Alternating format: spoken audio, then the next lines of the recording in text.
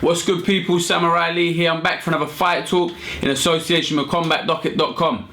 The boxing season is fast approaching. It's only a week till Golovkin and Brook square off at the O2 Arena for Gennady Golovkin's middleweight titles. So I thought I would do a little video of the 5 fights I want to see next season. All British fights that I want to see. Doesn't necessarily mean I think they're going to happen. One or two of them are pretty far-fetched, but they're fights that I want to see. Let me know what you think about them.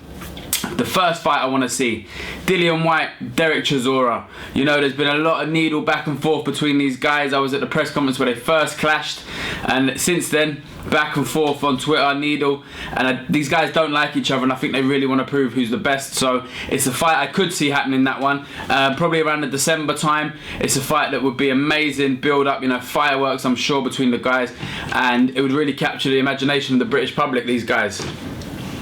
The next fight I'd love to see is Chris Eubank Jr. against Martin Murray.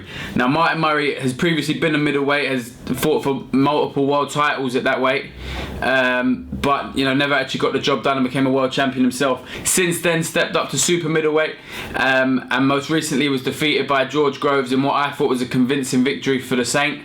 I think George Grosz looked exceptional in that fight, and that's a reason that Martin Murray may step back down. Now, Martin Murray would be a massive test for Chris Eubank Jr. and if he wants to be fighting the Golovkins of the world, the big punchers, Martin Murray, it would be a good test along the way.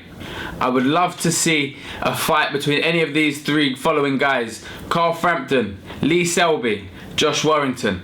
I like all 3 of them. They're all really good guys. Frampton just became a 2-weight world champion over in America, defeating Leo Santa Cruz in an amazing fight. Warrington looked as impressive as as I've seen him look against Paddy Highland in Leeds on the 30th of July. Lee Selby hasn't fought for a little while. So it's a fight between any of those guys. I'd like to see any of them. If I leant towards one, I'd like to see Frampton and Selby in a unification fight. But Warrington has earned his shot, and he's knocking on the door of these world title fights now. So any of those 3 guys fighting each other would make me a very happy man. George Grosz, as I mentioned, just recently fought against Martin Murray. I want to see him challenge James DeGale for his world title. The guys have fought, they have previous, they do not like each other. We all know very publicly the dislike they have for each other. James DeGale's only loss comes at the hands of George Grosz in a split decision defeat a long time ago. Since then, James DeGale has improved tenfold. He's, for me, probably the best super middleweight in the world right now, but him against George Grosz would be fireworks. On the other side of that, you've got Callum Smith, who's now a mandatory for Badou Jack's title, so he could fight any of these guys at some stage in the next year or so for a world title. Callum Smith, George Grosz, James DeGale, a fight between any of these 2 would make me very happy as a fight fan.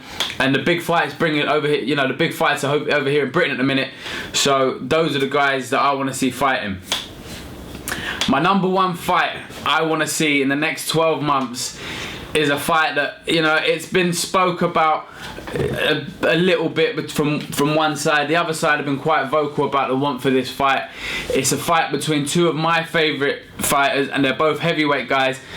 I'm talking about David Haye and Anthony Joshua. Now, Anthony Joshua had basically his whole entire career in the time that David Haye was out of the ring through injury, and it was a time where I think Britain needed a heavyweight fighter that would get the public on side. Tyson Fury for me is the best British heavyweight, as in what he's accomplished, and he went to Germany and beat Klitschko, which no one's done from this country especially. So I think Joshua has the fans on his side. David Haye used to. A lot of people don't like him as much anymore. He's a bit of a celebrity, and it still sticks in people's head. The toe comment he made after the Klitschko defeat.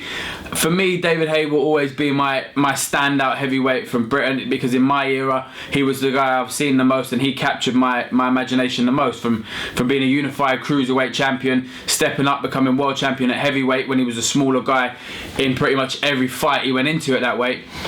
His style, his power has always been something that I've loved, and that's the reason I've got the posters and the glove and everything of David Haye.